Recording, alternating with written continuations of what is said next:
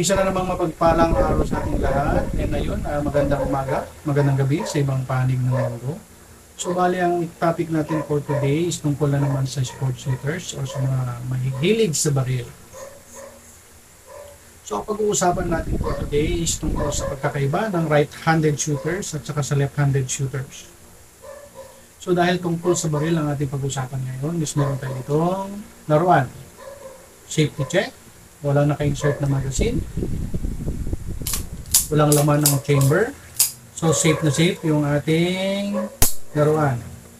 And meron tayo ditong magazine, empty, walang bala. So bakit nga ba natin pag-uusapan ng pagkakaiba ng right-handed shooter at saka left-handed shooter? Marami kasi ang pagkakaiba guys, o malaki ang pagkakaiba ng right-handed shooters sa left-handed. For example, kagaya ng ating hawak na laruan ngayon is nakadesign na pang right-handed. Or karamihan talaga sa baril is nakadesign na pang right-handed. Bibihira pa lang ang mga baril na nakadesign na ambidextrous o left and right ang kanyang mechanism. Karamihan talaga sa baril nakadesign na pang right-handed. So kaya natin pinag-uusapan ang kakaibaan ng right-handed at saka left-handed shooters dahil marami ang disadvantage at saka advantage ng bawat isa. For example, sa right-handed shooters, advantage sa kanya ang paggamit ng gaya ng itong mga baril na ito. Kahit anong baril ang kanyang hahawakan, ambidextrous man o nakadesign talagang pang right-handed is advantage sa isang right-handed shooters. Dahil lahat ay easy sa kanya na i-manipulate ang isang baril. For example, gaya nito. Nakadesign na right-handed. Ang mag-catch button nito ay nasa left side. Ang kanyang slide stop ay nasa left side. So napakadali lang sa akin dahil ako ay right-handed. For example, magre-release ako ng magazine dahil kailangan kong mag-change mag. Napakadali kong mapindot ang kanyang mag-catch button gamit ang aking thumb. Ayun. Insert ulit. Press ng mag-catch button. Napakadali. And kunyari, nag-open ang iyong baril at kailangan mong i-release ang iyong slide stop. Kunyari, nag-insert ka na ng magazine at i-release ang iyong slide stop. Gamit ang iyong thumb, napakadali. Napakadali lang i-release ang iyong slide stop. Gamit ang thumb. And ang iyong trigger finger is naka-rest. Ang trabaho lang na yung trigger finger is talagang kakalabit lang ng trigger pag puputok ka na talaga. Ayun. So, hindi gasinong napapagod ang iyong trigger finger. Dahil ang trabaho niya is magkakalabit lang ng gatilyo kung ikaw ay right-handed. So, pupunta naman tayo sa left-handed. Pag ikaw ay left-handed, medyo disadvantage talaga sa'yo pag gumamit ng baril. Lalo na pagka hindi nakadesign ang baril na ambidextrous. For example na lang, sa pagre-release na lang ng magazine, kailangan ang mag-press ng mag-catch button is ang iyong trigger finger. Ayun.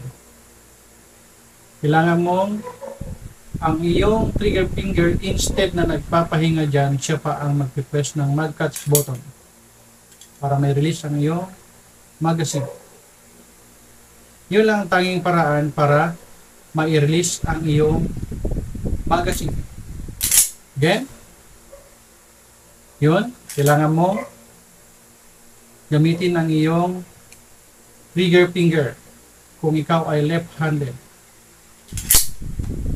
Kung sakali mang gamitin mo ang iyong right, ganun pa rin. Ang magpe-press pa rin ng mag-catch button is ang iyong hintuturo.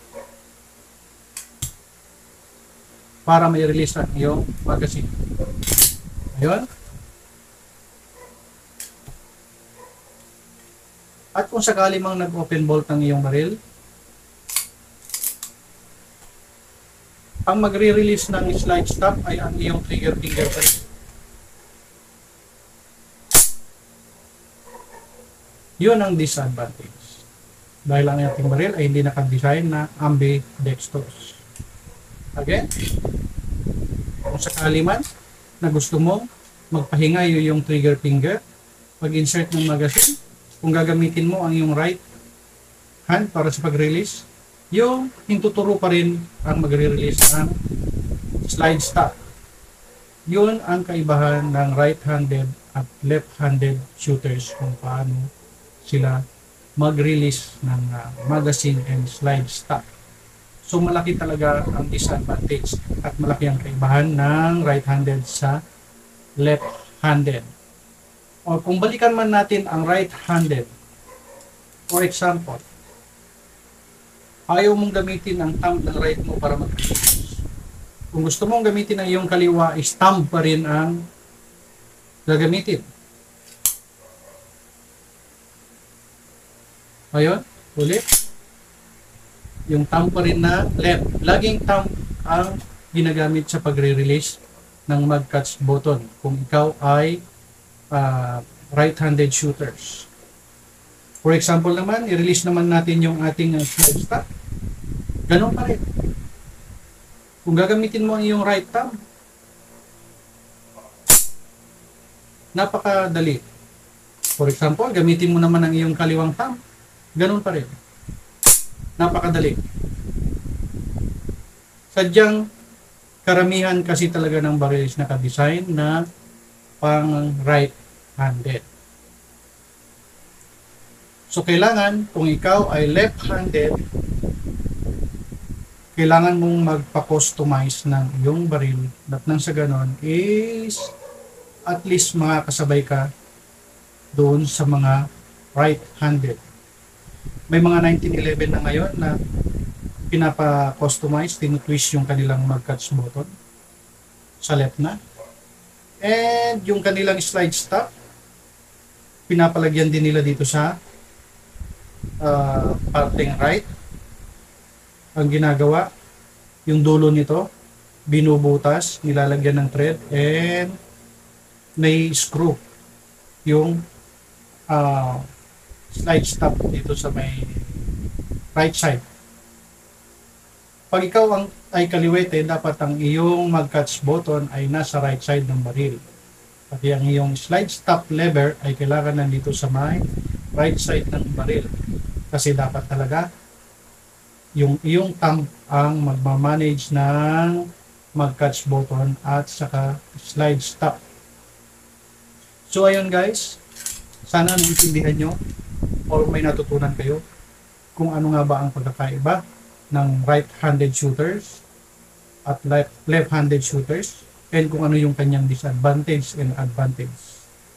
Maraming salamat sa inyong laging pagsubaybay. Sa ating mga silent viewer dyan, maraming salamat. Sa ating mga kaibigan, thank you very much. Shout out sa inyo. God bless sa ating lahat. Bye-bye.